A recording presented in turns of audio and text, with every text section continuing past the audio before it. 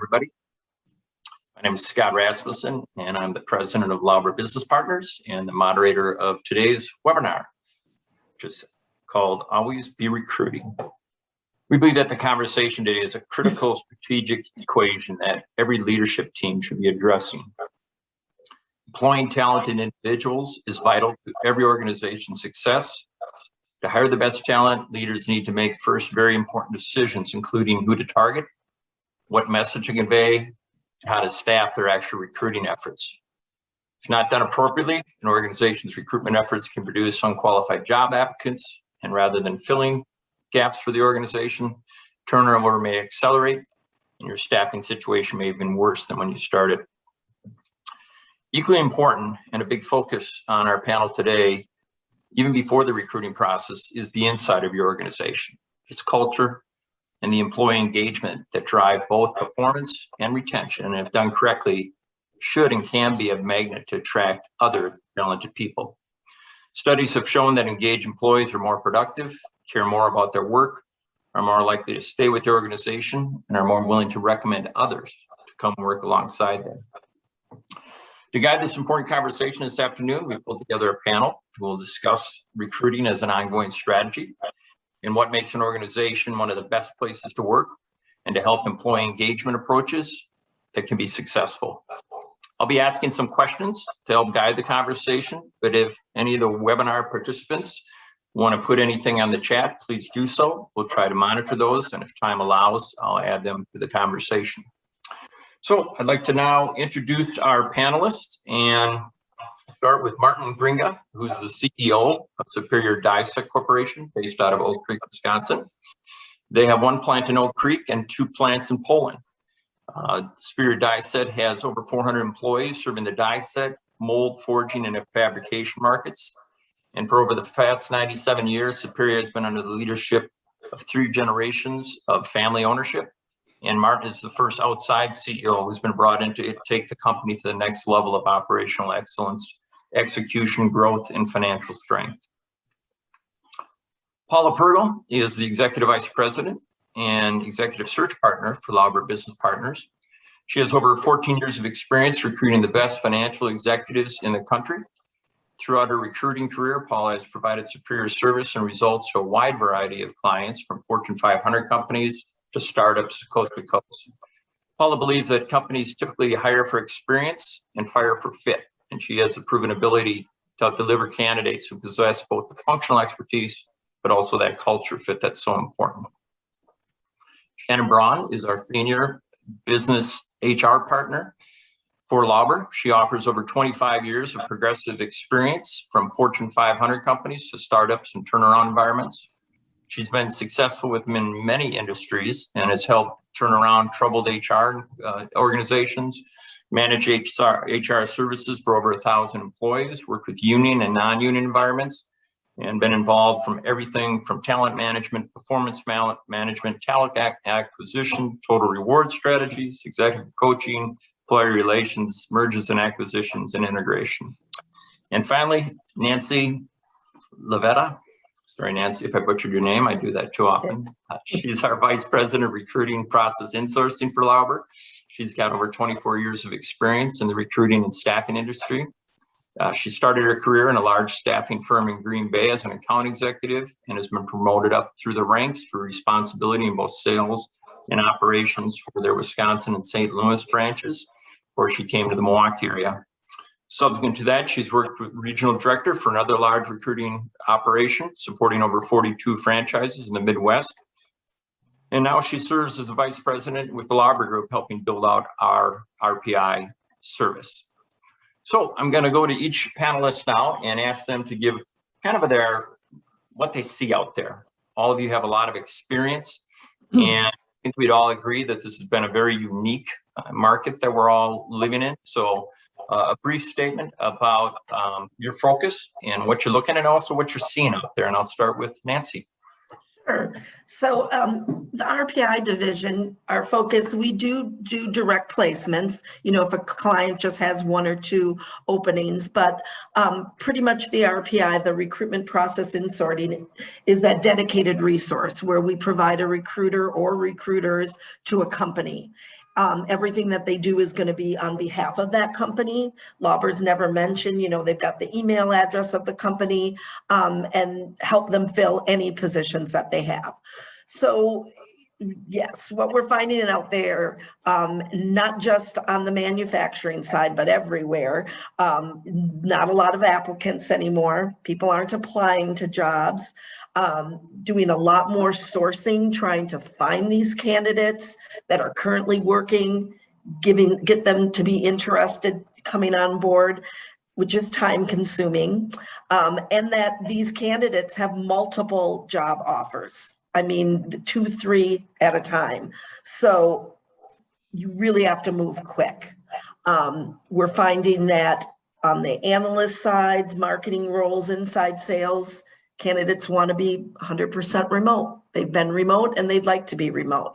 So that's been a little bit of a struggle for my recruiters. If a company doesn't want to offer that remote capability, trying to find candidates that would move and come into that role. Moving fast, like I said, is really important, because even these warehouse positions or machine operator positions, they have multiple offerings. So, if we get a recruiter, if they find somebody, if the client isn't moving quick, I mean, we try to schedule interviews while we have them on the phone. They can walk down the street and they've got another opportunity. So I think, it's definitely a different time, doing a lot more sourcing, and that applicant flow just isn't there. Paula, what are you seeing out there? A lot of the same things that Nancy's seeing, but if I had to sum it up, it's just a lot of change and turnover, the most I have ever seen, especially this time of year. Usually people just stay put, and our phones are ringing nonstop. And a theme that I'm seeing is that at the top, there's a lot of C-suite retirements. These are people in pretty highly visible, high stress roles that just seem like they just kind of had it, and they're ready to move on. They're definitely not of retirement age, but they're saying that they're retiring. And what seems to follow is the whole team knows there's going to be a big amount of change that's going to come after that.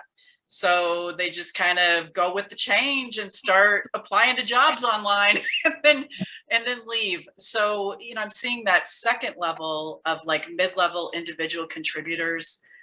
Sometimes these people, they should have been poised to take that next step and to raise their hand for leadership.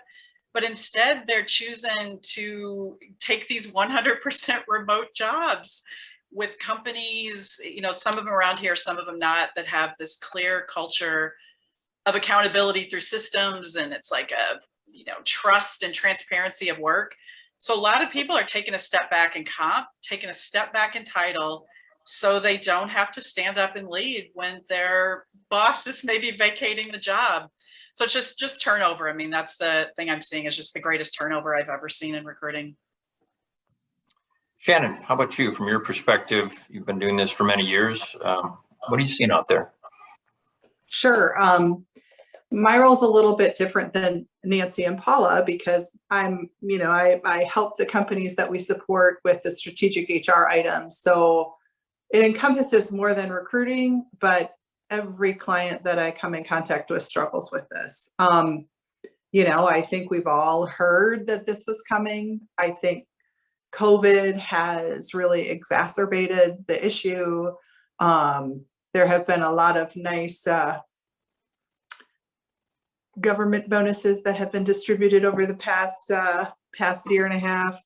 And all of that really is playing into this labor shortage that we're in now. I don't think it's going to change in the next few years. Lots of people who are smarter than me are also, saying those types of things. So a lot of my recent projects have focused on simplifying and streamlining that process.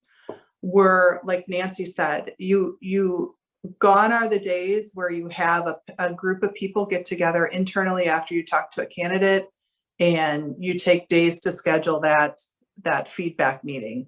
It's immediate, it's a huddle, and you're on to the next step. Other things that I've really been seeing clients look at are their onboarding process pieces.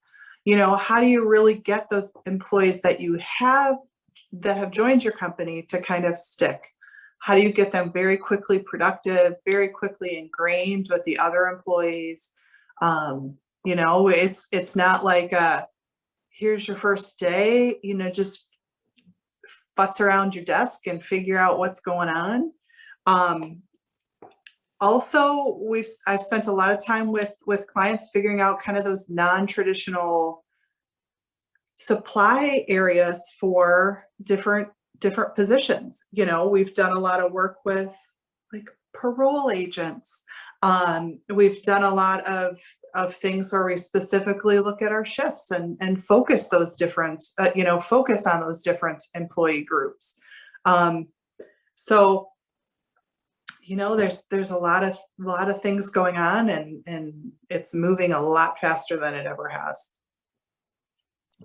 Marty, your perspective, please. Obviously, manufacturing is kind of the tip of the spear right now in terms of some of the challenges of bringing in the talent to move the company forward. So if you wouldn't mind sharing some of what you're seeing in the employment market right now. Yeah, it was interesting just hearing some of the comments today, because I could chime the same thing as well, but certainly things have been very challenging, unlike anything else that I've seen in my entire career.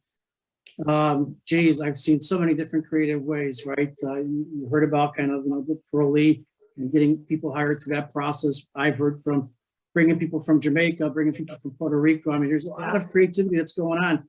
But in the end, I think, you know, one thing we need to face as leaders, if this is not going to go away, it's going to be here for a while. Equally so, I've been challenged with so many things in manufacturing. Our steel prices went up by 300%, for example. We use a lot of wood for packaging. Our wood prices went up, and so pricing's going up, inflation's going up, wages are going up, and how we as employers, as leaders, deal with that, not just from internal employees coming in, but also our current existing employees. So many things have shifted, but you know, from my perspective, I believe that we as leaders, as you pointed out in the earlier conversation, we got to find a way to retain our employees first of all, right? And then find your sweet spot of what you're good at and what you're not good at. So there's things that, for example, that we've partnered with you on for searches, but there's also things that we're good at that we feel we could, for example, hire people. But I just had another candidate from that we were talking to, and we talked about relocation as an example. It's some of those topics you never have to come across, but look at what's happening to the real estate market, right, and the housing market. And now that the employees that you're trying to hire or bring in from different states, for example, they have to think about all those things. So if anything, you know, things have become very, very challenging, unlike I've seen before, but we as leaders need to find a way to get through this. I want to continue with you. Our organization has worked with yours for a little bit here, and I know you have tried some things. So first with an outward focus in terms of how you've tried to bring in people, and just, if you don't mind sharing a little bit of your journey there in terms of what's worked and what can be improved. Yeah, as I mentioned, you know, initially we try to recruit ourselves, and we also work with a lot of temp agencies, contract firms. And when we started that whole process, we weren't getting any candidates. And I believe because our firm size in the US, I have 160 employees, 100 of them are in manufacturing. And we also have, as you stated, the Poland facility. You know, once things get tough, those companies, they start to service their top customers, right? And where we were getting people hired, maybe 1 or 2 people a month, it literally went down to 0. I couldn't get anybody in here. So we had one HR generalist manager, and I have an HR director here as well. And we've attempted to hire internally, and just wasn't happening. There wasn't enough time in the day to make that happen. And so I reached out to all my contacts, all my friends, you know, other CEOs, CFOs, and try to pick their brains in terms of what they're doing. But I felt like it still wasn't enough. And ultimately, I actually went to Oak Creek to even reach out to them to say, help me out, because I'm struggling here. My demand's up. I got to grow, and I can't find anybody. So they actually recommended you. And, you know, I think our relationship there, we immediately started that process. We hired Brian, and it was amazing for what he was able to do. We brought in 30 candidates in a matter of 4 months. It took about 3-4 weeks to get that process going. But once it got going, bringing in that many employees was extremely helpful for us, because we didn't have to have our HR department to deal with the recruiting efforts, for example, them calling the candidates. But what we found during that process also is that, during that time, he called over 1,000+ candidates, right, to screen them. And by the time you get to that process and what's been going on in the market, is you could get people and they may not show up to the interviews. And that fallout was certainly substantial as well. So one of you mentioned about just the efficiency and simplicity of your process, whether it's recruitment or, how quickly the managers react. And those are all the lessons we ended up learning through that process. But we've also then decided to do recruitment through Paula, for our new CFO, which I'm happy to announce that we have made the offer. He's accepted. He's actually starting with us this Monday. But those are all the things I think that today, from a recruitment effort, it's critical to understand what you're good at, what you could do in-house, and what you should really be doing on the outside as well. Okay, thank you. Thank you for those comments. Nancy, if you want to run with this a little bit, please, without giving away our secret sauce too much. Sure. From a recruiting process standpoint, you have a lot of experience. What works, what doesn't? Kind of share to the people listening here some of the experiences you've had, and then I'll be turning to Paula with the same question in a moment. So I think, starting with the application process, making sure your application, if it's online, doesn't take more than 3 clicks to get through, else people aren't going to complete it. We have to realize that these days, a lot of these candidates are passive. They weren't actually looking for an opportunity. Recruiters are going out and trying to find them. Being able to do group interviews, accommodate them with a Zoom interview if they don't want to leave their current position and take time off to interview. The group interviews, these passive candidates do not want to come in for 2, 3, 4 on-site interviews. So you've got to make that interview process, not as long. When I was talking about the manufacturing roles and warehouse roles, making sure we're scheduling interviews when we have them on the phone, because when we lose them off the phone and are waiting to find out when someone can interview, they won't call us back. They won't answer the phone again. So getting that all done right away. And then it's really nice if those managers can offer them the position on site, give them a tour, do the interview. If they like them, make them an offer. Then what's really important is making sure after that's all done that the onboarding process isn't too long, because they may have other interviews and opportunities out there. And if it's going to take a week to 2 weeks to get a background and a drug test back, we're going to lose them. So not saying not to do drug testing and background checks, but you have to move quicker on that, because again, you're going to lose people. And I think we're going to talk about this later, but the retention piece, then once you do get the people on board, and then retention with your current employees, because as much as our recruiters are out there calling other companies and trying to get those people interested in opportunities, recruiters are calling your people too, and they're getting multiple calls. I mean, my recruiters get multiple calls daily asking them to be recruiters elsewhere. So no, you've got to start thinking about the retention side. And Paul, I think you talked about that, seeing so many people leaving opportunities that there wasn't so much turnover. So it's not just that companies need people, they're losing people that they haven't experienced that in the past as much. So and then the last piece, and this is huge, flexibility. Clients have to be flexible. They have to be flexible. If somebody says, is there any way I could come in at 7 and leave at 4? Flexible on hours. I know on the warehouse and manufacturing side, it's tough, but even if it's, they can just be a little bit more flexible on hours, flexible on the must-haves. Okay, if somebody's got 3 of the 5 things you really want, is it worth an interview? It probably is. So that flexibility piece is huge, because again, these people then can say, well, you know what, down the street, they're going to hire me and they're going to let me come work at 5 a.m. and be done so I can pick up my kids, or they're going to let me come in at 7. So flexibility is huge. Cool, thank you. Paul, from a recruiting process, once again, you've been doing this and you're a pro. What works? What doesn't work? Yeah, it's I'm doing more one-offs, like I'm giving somebody like Martin a CFO one time, and hopefully they don't need me again for another decade or so.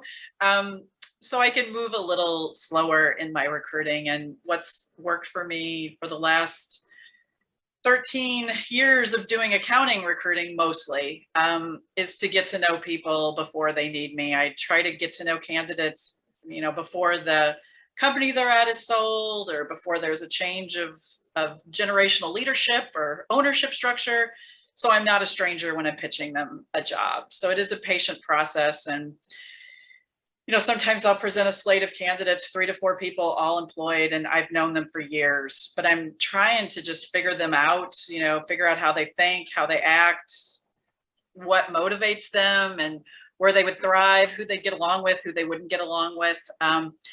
So it's super hard. There is no secret. I mean, like, what's worked for me is this grind of constantly cold calling people, trying to get to go have coffee with them or take them out to lunch and get to know them, and then carefully categorizing these people into our CRM by industry, by ERP system experience, by little behavioral notes, and then I'm constantly gathering intelligence about people before I reach out to them. Could be vendors, former direct reports. We have a huge list of people not to approach about jobs. So that's also a great thing I'm populating on a regular basis. We try to be really quick with these. Especially at the CFO controller level, we've done a few COO searches this year, but they did want somebody with some financial acumen. We're usually submitting a slate of 3 candidates within the first week or two, but there was a whole lot of work done prior to that to get ready. So I don't have any secrets. It's just crazy hard work. All I must say, exactly what you described exactly happened here. You gave me 3 candidates. I asked for 4. And out of those 3 candidates, which we knew, and you even said the guy you would probably hire, we did. And it was a phenomenal experience. And it looked like you did all that homework before. But what was interesting about what Paula did, she actually got to know me a little bit better. And she tried to match the candidates that she knew were out there that would match my style and what my company needed. So I'm very happy to be working with you. And the fact that we've hired someone, just amazing. And we did this all within weeks, not months. Well, you're an easy person. You're direct and open. You're one of the most direct, kind communicators. You made it easy. Cool. Shannon, from a HR strategy standpoint, a lot of companies try to put recruiting into this bucket of everything else that the HR person has to do. I know you have some opinions on that. So if you don't mind sharing some of your thoughts from an HR strategy standpoint. Sure. I think in the general HR world, a lot of HR professionals kind of grew up through recruiting. Can we do it? Yes. Do we love it as much as Paula and Nancy? Not, but there's an absolute benefit, especially in this marketplace, to have somebody focused on recruiting. The speed that is required, just the resilience that's required. It's definitely, helpful to have somebody focused on that. But there are so many more, there are so many more components to the labor shortage than just, getting the butts in the seats, so to speak. There's this whole other internal focus where, retention is key. If people aren't walking out the door, you're not going to have as many openings. Engagement, if people feel connected, they're not even going to think about walking out the door. I'm seeing a lot of things happen on the development side. It's difficult to find people. So we've really been working with companies to develop their people internally. What additional resources can we give them? How can we grow these individuals that work for us now? And also compensation. That's been a huge a huge thing. I will say though, it's not the fix, long-term fix. You know, at some point wages can only go so high. And there really needs to be that focus internally so you can take a look at what's important to your employees. What are those key things that are going to keep individuals? I think about kind of the different age groups out there, you know, kind of when you're in your 30s and lots of people are starting families, insurance is really important. You know, in your 30s and 40s, you're starting to think about retirement, 401ks, you know, all those things. You have to really figure out what's important to your employees. Maybe it's having some sort of help finding daycare. Maybe it's help finding care for their parents. You know, it just depends on your workforce. And having someone focus on really that huge influx, you know, I always think of it like a funnel. You have to reach out to however many people, and that's going to whittle down to the people you actually talk to. Like Nancy said, you get on the phone, and then that whittles down even further to the people you can have commit to interviews and so on. So if you have someone focused on that piece, working with the internal pieces, you're going to set yourself up for success a lot better than other companies that just focus on one or the other. Cool, thanks. I want to focus on the inside. We've heard a bunch of comments in that area about how important the inside of each company is. And Marty, really, I was kind of playing with the idea of this seminar before you and I talked, but it just got crystallized when you and I talked, whatever it was, 2 months ago, because you said some real kind things earlier about Brian and Nancy and their efforts of bringing in a lot of people into the funnel for Superior. But then you said you had to actually press pause. So you and I had a great conversation. I'm hoping you can share some of your thoughts you've had to go through, and even some of the changes you were in the process of doing and now are in the process of putting in place in terms of how to properly align the inside of the company to create a great experience for employees, thus making it a great experience and an attractor for new employees. So if you don't mind sharing some of your thoughts in that area. Yeah, so while we did hire 30 employees, I think it also exposed a lot of weaknesses and gaps on our side. In many cases, and I think I've heard many of you talk about onboarding process and how critical it is. And we had to make some adjustments in the onboarding process as well.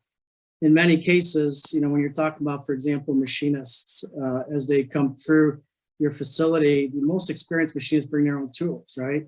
The less experienced machinists don't bring their own tools. So for example, just making sure that your employees have the right tools in order for them to do their jobs, because if they don't, then they're trying to borrow it from others, and then you may have other issues, obviously, amongst each other from an employee standpoint. There's quite a bit we end up doing on top of this. Just having a very structured process from an onboarding standpoint, getting the supervisors really engaged in there and getting their thought process into it as well was critical. We've partnered with a company called toolingyou, which provides all kinds of online development training, whether it would be leadership or whether it would be technical. And we've been working with them for the past probably 4 months or so. And we recently, a couple of months ago, signed an agreement with them so we could offer more development for not only new employees coming in, but also current existing employees. You know, one thing that we did, and I started to do it myself, just meet with the CEO, and then I ended up doing actually something different where now I have it meet the executive staff, right? It's important that every employee that comes through my facility, that they have a chance to meet with me and my executive staff. So every week, as we get people in here, we would have the new employee meeting. We bring them on board. We created actually a lunchbox with Superior logo on it. We put some Superior stuffs, you know, hats and t-shirts and other things for them as well. And a letter from the executive staff, our commitment to them. And frankly, you can see on my wall back here in terms of our vision, our values, and communicating that vision and values as well with them. And then having each executive member introduce themselves. And then I spent about an hour just talking to them, getting to know them, and telling them a little bit about me, as well as getting to know them. And that's been received extremely well. In fact, I've had numerous people that came up to me and they said, Marty, if I didn't meet with you, because I have never experienced it ever before, I would have left because I'm getting calls for other jobs. So exactly what the team is saying. But I think there's a balance between the new hires coming in, but also paying focus and attention to your current existing staff and trying to improve upon that environment and the culture as well. And we've done a number of things. For example, this year we remodeled our front offices because I used to have about 5 people in it, only HR and finance. And I had everybody scattered throughout the facility, but now we have everybody together from finance, HR, customer service, estimating. Before, people felt like we were working in silos. We brought the team together. It actually helped us in many ways because now the team feels like they're part of a bigger team, but it helps foster communication, collaboration, engagement. There's actually less emails that we're finding ourselves receiving now. So a lot of things that have happened have been on a positive side, and we did that to improve the morale of our teams here. The other thing we ended up doing is forming recently in the last couple of months, actually forming a committee. And I like what you said, finding what is important to our employees. I forgot who it was, maybe it was Nancy or someone said that today. And that's the intention of that to begin with. It was interesting because we didn't know how many volunteers we would get, right? Because I've been here for 2.5 years. We've made a lot of changes in our factory. It looks completely different. We went from this financially stressed company to becoming a very profitable company. And, you know, we had morale issues and now we're trying to fix all of that. And what was interesting is when we formed the committee, we actually got 15 volunteers, which was amazing to me. It just shows that our people really cared and wanted to be heard. In our first meeting, I remember the first thing the team said, it's communication. It's communication. And he just very vocal, very passionately said our communication, it's the worst it's ever been. He wasn't happy with it. Things need to change. And I'm thinking to myself, my goodness, I communicate. What am I doing wrong? Why am I not communicating properly with my team? And then he proceeds to say, it's between shift and shift. It's between the new employees. It's between, and I'm like, oh my goodness, it completely didn't dawn on me. That's what it was, right? So sometimes management thinks one thing, but when you really start to talk to people and listen to understand, you find a lot more. And that was one of the things that was great for us to find out. It's communication. And the team came up with their own idea. They said, can we have computers at every workstation? And can we implement MS Team on it as a messenger that we could communicate together and leave notes ship to ship? We could get in contact with supervisors, managers, team leads, whatever that may be. And in fact, we did that. When it was requested, within the week, we bought enough computers. And this is not an easy investment for us because we have 60 workstations that we need to support with new workstations, as well as implementing MS Team and teaching everybody, bring them together and making sure you understand how to utilize a tool. You should see the response we got from the team just because it came from the employees. We've listened, we understood, we came up with the plan and we executed the plan.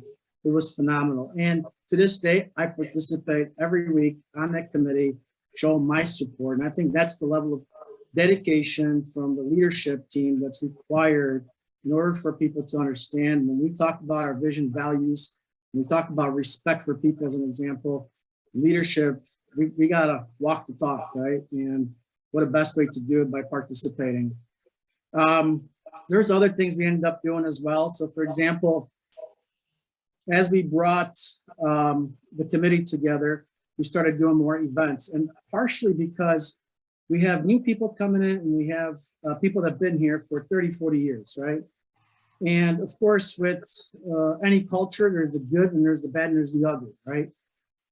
But what we wanted to do is focus on a positive and bringing the teams together. So as an example, we ended up hosting a chili cook-off, right? We ended up getting 20 plus volunteers in our first event, bringing people together. And that's what it's really about, is how do you bridge that gap between your current employees, the new employees coming in, bringing them together so they can work as one team, one family.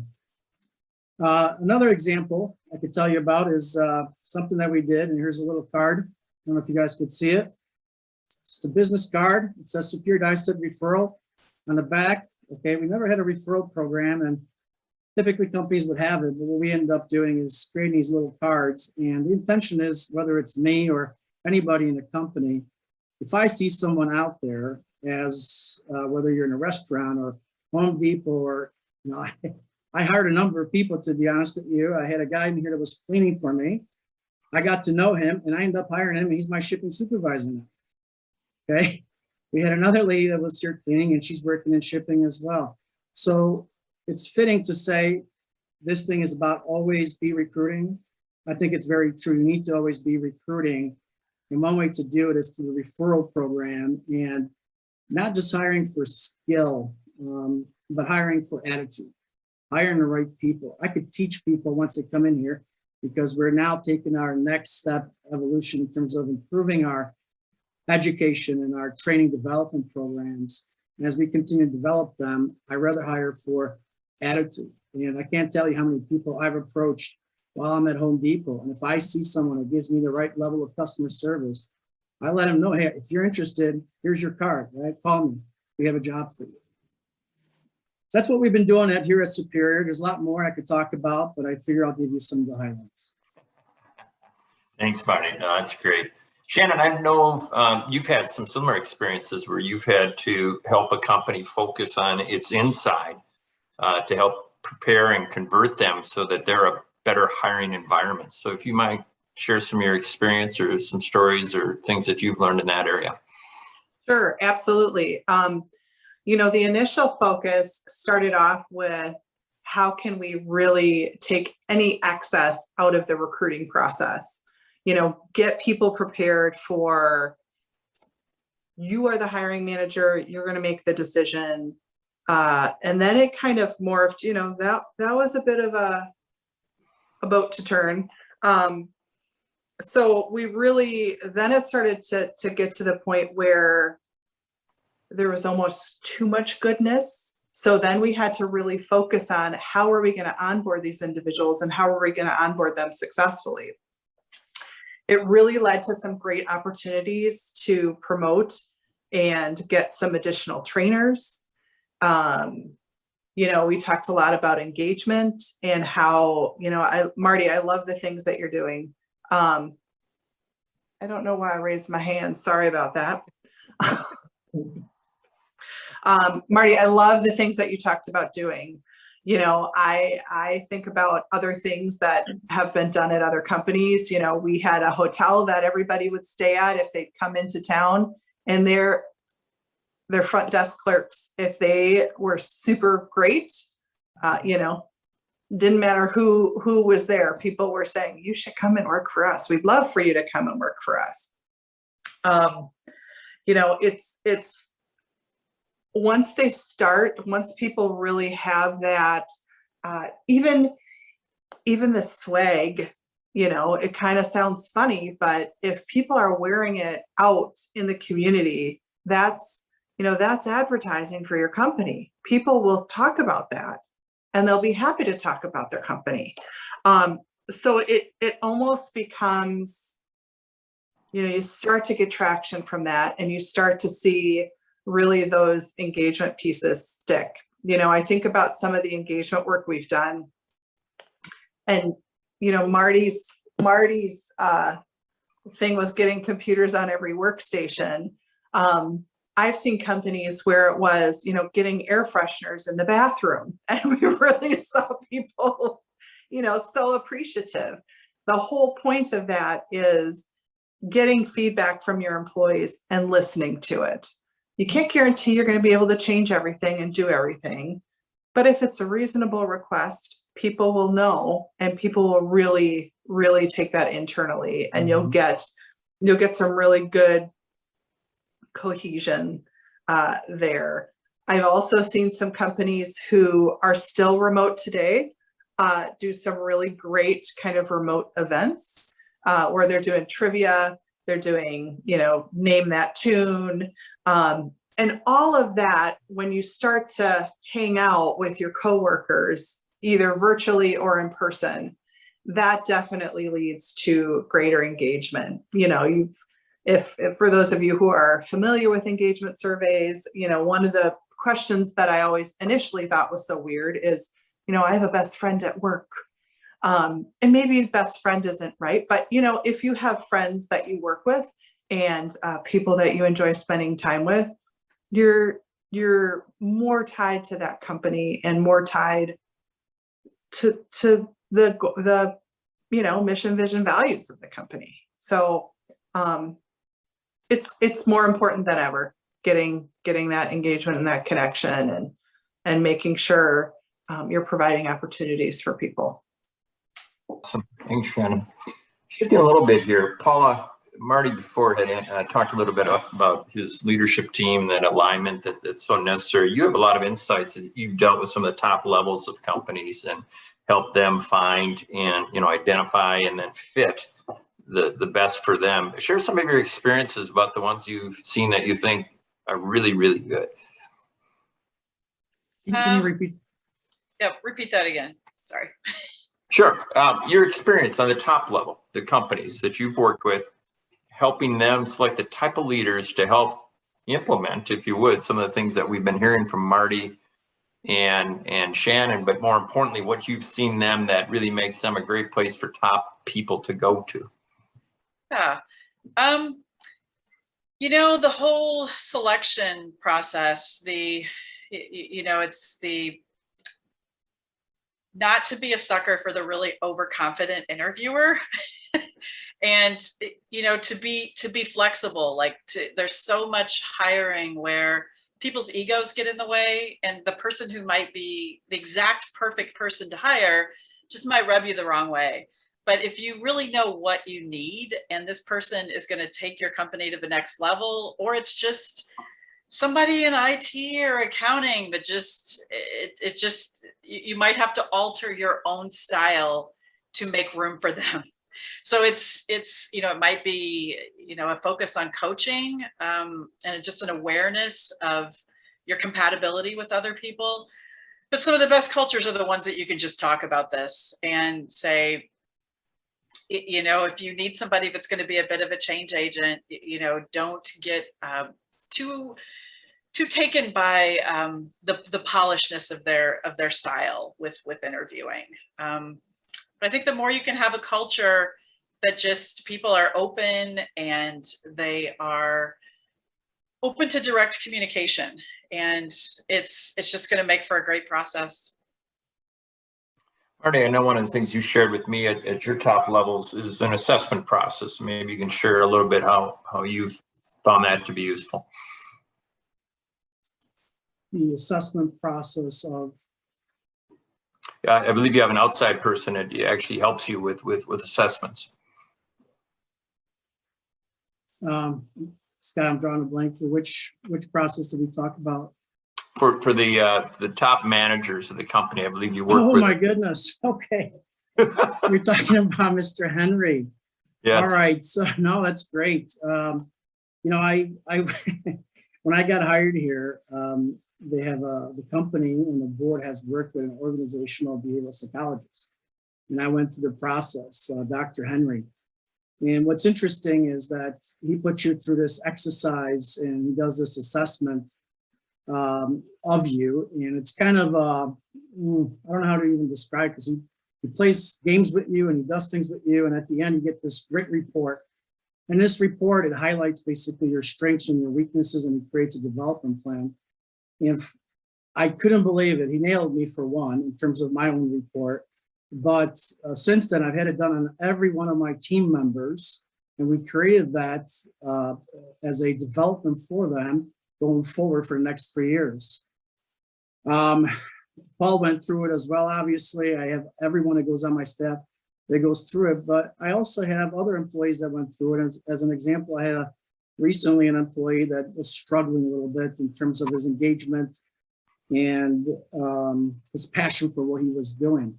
And I felt like he was in the wrong spot. So there was an assessment that was conducted on him as well. In times that we're in to begin with, the last thing I want to do is, someone that's a great employee, he may be on the wrong spot on the team here.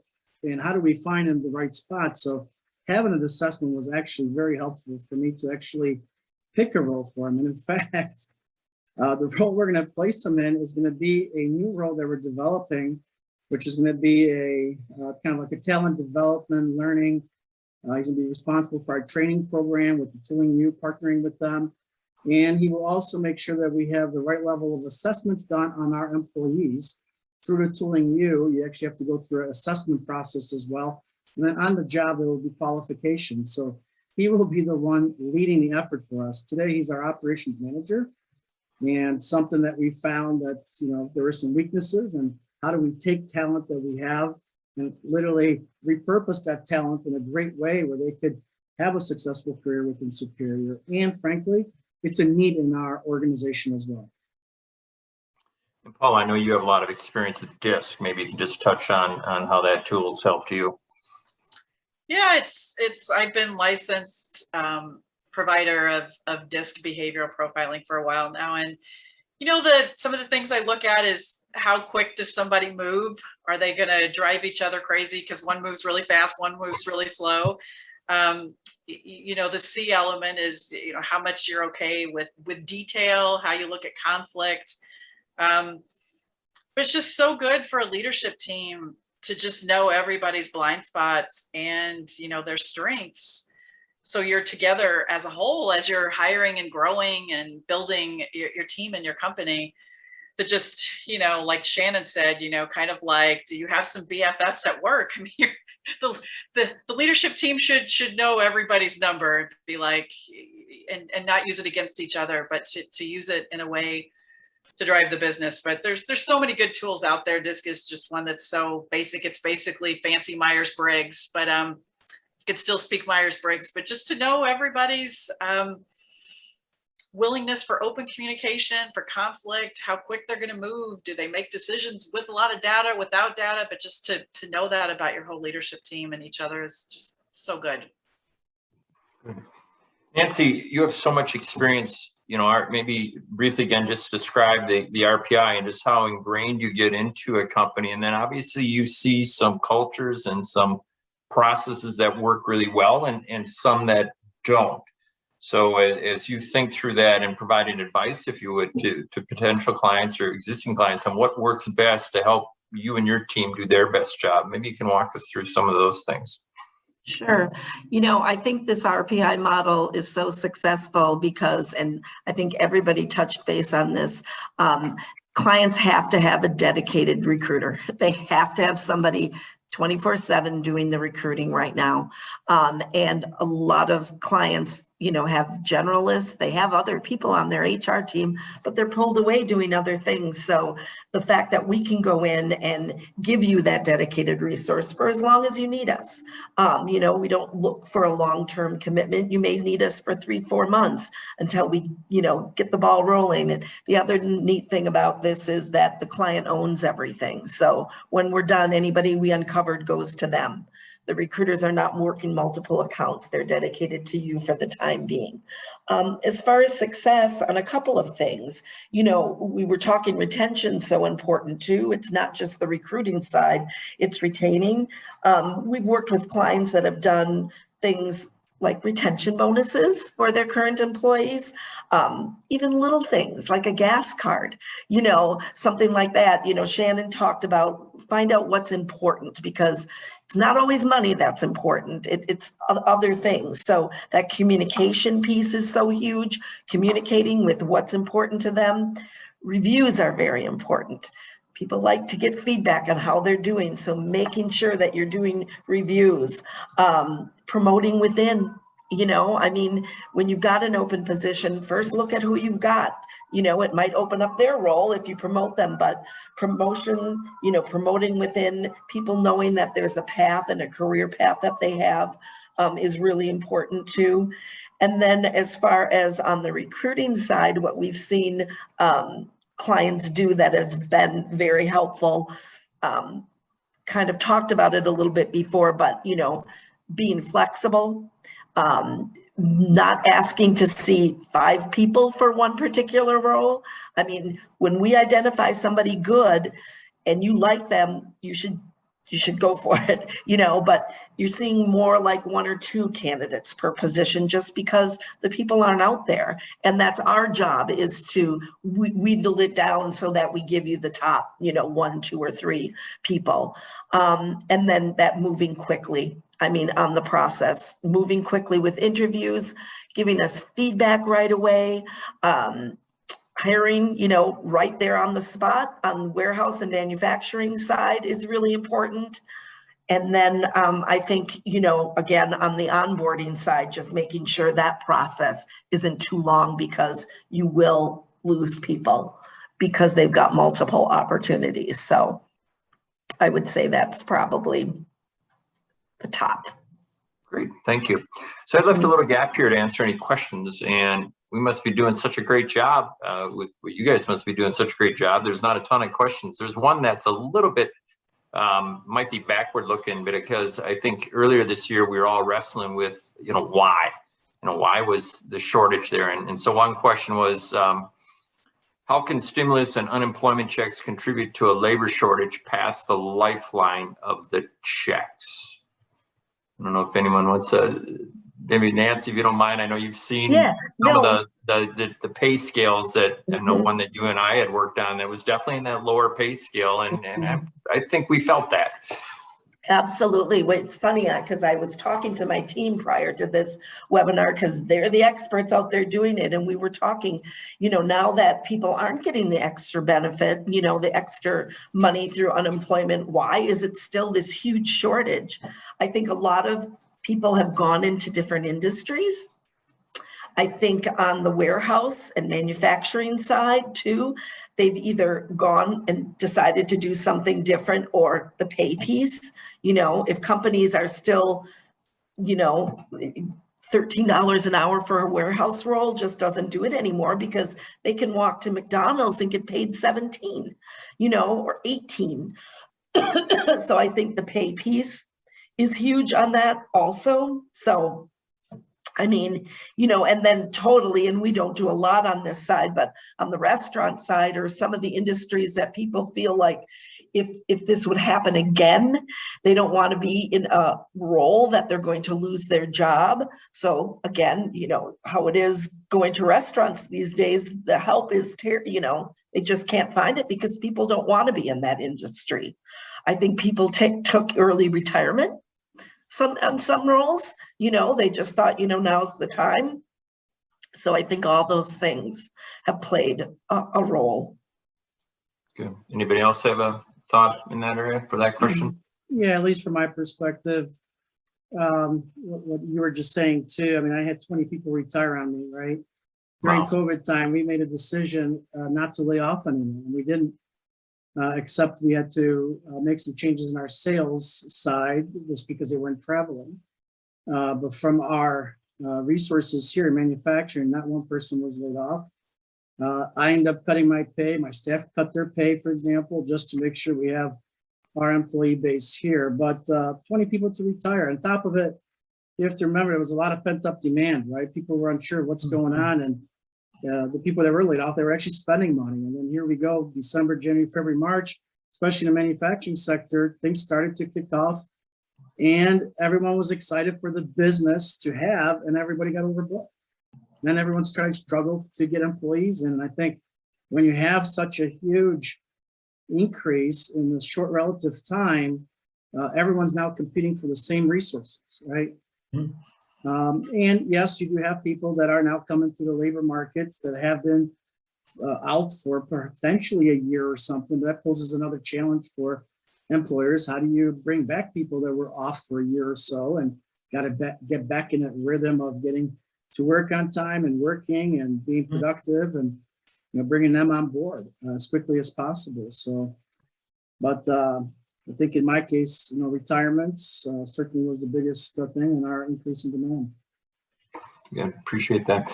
Well, as kind of a wrap up, I had phrased it one way, but actually Steve in the chat room phrased it better than I did, which is for each of the panelists, what's the most important thing employers can do right now to build their employer brand to make potential talent want to work for that company? So Paula, I'll start with you. Yeah, with focusing on, you know, the existing employees, I've been thinking a lot about how you re-recruit people. And, you know, you want to get ahead of the disengagement or the frustration. And, you know, like Shannon was saying, you know, you're building a community. But to build that brand, I mean, people want you to know that you like what they're doing. try the giving people 3 awesome things you like about them. If you don't work with these people, try to get this feedback from somebody else. But the best way to build your brand is kind of try to retain the humans you already have so they bring in others. Recruiting is just so hard, but the re-recruiting of your existing employees and just letting them know that they're recognized and they're valued is just so important. Shannon, what's your big Yeah, aha? sure. I would say, that there are no rules anymore. I mean, there are some legal rules we have to follow, but for the most part, there are no rules. I've seen companies do a lot of work with their alumni, their alums, where they're saying, hey, you want to come back for a couple hours? Marty, I'm thinking about the 20 people that you had retire. Do they want to come back for? We tried. Dang it. A lot of these people have 40, 45 years, 35 years. Yeah. And during Yeah. COVID, a lot of them chose to retire. Yep. Nope. Yeah, I get it. I mean, and I was just thinking when you were saying that, I have a number of, moms that I know that decided to stay home. Yeah. So how do you redefine your culture? If you can, how do you redefine how work gets done? That opens you up to more things. What's important to you? If you haven't done your work on your values, now is definitely the time. Figure out what you value. Is it direct communication? Is it having fun every day at work? Is it, collaboration? What is it? What are you going to have? What are the top 3 to 5 things that you're going to pick to really focus on and build your brand off of? And then when you have those things defined, every piece of communication has those items in it. So when you do your social media posts, you talk about those values. When you do your ads, if you're posting jobs on LinkedIn or if you're doing those types of things, you are including those in the postings. I see a lot of candidates who are more concerned about that than even the work that they're going to do. That you kind of get what each of the jobs is.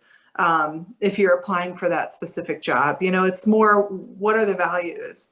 And then just really carrying that through everything and figuring out what it means to your employees. Nancy, your kind of wrap up thoughts on building the brand and the aha, if you would, your Sure. aha. Well, even things like, so many clients have their website be geared towards their clients instead of Yes. employees. So have videos out there of your employees talking about what a great place it's to work. It's surprising. You can go to clients' websites and you can't even find where the job openings are. Everything is about their product or what they're. Don't gear it just towards your clients, gear it towards employees and people wanting to work for you. Get involved in the community, get your name out there that way. Check your reviews on Glassdoor. People go and look at that. And if you have some bad reviews, get internal employees to post something positive, so that those bad ones go down and then it goes up. Because even Indeed now has reviews on there. And you'd be surprised. That's where someone that's looking for a job is going to look about your company. So I think that's real important. And then I think everybody said this, doing things to retain and getting your internal employees happy and loving to be there. They're going to talk about it. They will get referrals for you, just having that good story to tell. Super. And Marty, I'll give you the last word. Oh my goodness, there's so much to talk about, but I do believe, and that's where our focus has been mainly, is rebuilding from within. You could post social media stuff, which is great, and we do as well. But you got to focus on your internal, and especially in our case, because where we were wasn't the place where we wanted to be, and we're trying to change things. And culture here, this company's been here for 98 years, right? In 2 years, it'll be 100 years. We've had a lot of employees that have been here, and the morale was very low. And so we're trying to rebuild it, but you got to rebuild from within and getting your people involved, listening to their needs. It's all the things that you guys have been talking about as well. What's interesting, I pay attention to Indeed and Glassdoor. I go on there probably every month just to see if there's new comments. You have to realize that when employees leave, that's when they go on and put their stuff. So typically you will only see the bad stuff. Now, I love the idea, by the way, go to your internal employees. But what's interesting, I've heard from a number of hires, I've called Superior, I've called people. I love what's happening at Superior. And when I went for the interview, I saw the changes. I met with the team. So they physically see the changes. They actually call one another and they want to come to work for Superior. So build it from within, because employees nowadays, they're smart enough. They go on Indeed, they go on Glassdoor, and they will call employees. Nowadays with LinkedIn, it's easy to get in contact with people, to ask questions as well. So build it within, because the best marketers out there today that could be giving referrals to your employees or recruiters are really your own employees. I love it. Thank you. And on the chat room, I see I love to read, and I see that Adam had offered a book called Delivering Happiness, which is a culture, brand, and an HR leadership book. So that might be an interesting one for people that are interested in this topic as well. Well, it is 5:01, so I'm a minute late, so I apologize for that. But I really appreciate, first and foremost, the panelists. Marty, thank you as a client for your kind words, but more importantly, for your insights as a business leader. We really appreciate what you've offered us. And for each of our panelists, you guys are great. You're part of our team. You're what makes Lauber special. So thank you for giving of your time. And if we can help anybody out there in this challenging world that we now live, let us know. And we wish you all a very warm evening. It looks like a wet one out there. So take care. Thanks.